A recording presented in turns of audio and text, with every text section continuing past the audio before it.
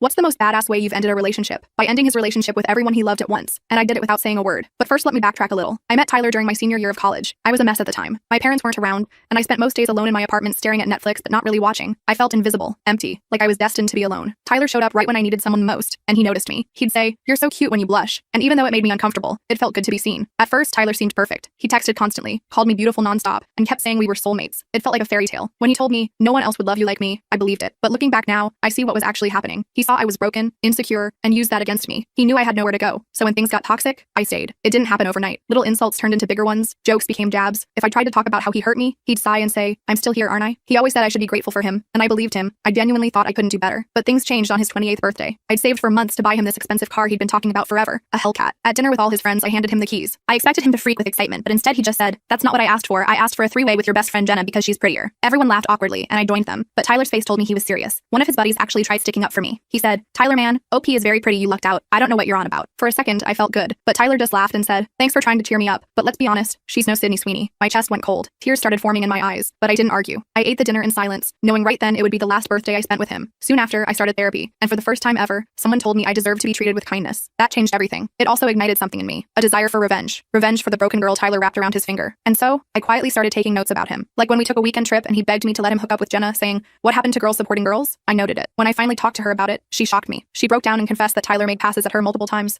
and it turns out she wasn't the only one. The more we asked around, the more we heard disturbing stories about Tyler. Girls he'd tried to pressure back in college, friendships he'd ruined behind everyone's back. But I said nothing yet. I stayed quiet, biding my time. And part of that bidding was making Tyler's dream come true. One thing about Tyler is he loved being center of attention. His birthday was coming up, and a few months before it, he told me I had to plan a rooftop celebration for him, complete with catered food and expensive champagne. I remember smiling, nodding like a perfect girlfriend and saying yes. As expected, he was thrilled. But what he didn't know is that he was about to learn one of life's lessons. Be careful what you wish for. On the day, over 70 people showed up. Family, friends, coworkers, exes he insisted were just friends. He even told them all he organized the party himself, and I just let him bask in it, at least until the toast. I stood next to Tyler for it, smiling wide as I could. "I have a surprise for everyone," I announced. "The surprise is under you." I gestured to these black gift bags placed under every seat. "Go ahead and open them." Everyone laughed, thinking it was some cute party favor, but the laughs faded pretty fast, because inside each bag was a printed document titled, "Things Tyler Says When He Thinks No One's Listening." Each page held stories, detailed testimonials from girls he'd manipulated, harassed, lied to, or even assaulted. And that wasn't it. There was a section called, "To His Family." There, I'd included all the horrible things Tyler said behind their backs. His sister's eyes widened as she read how Tyler called her a barren beach who thinks she's special because she reads books. His mom dropped the booklet when she saw Tyler describe her as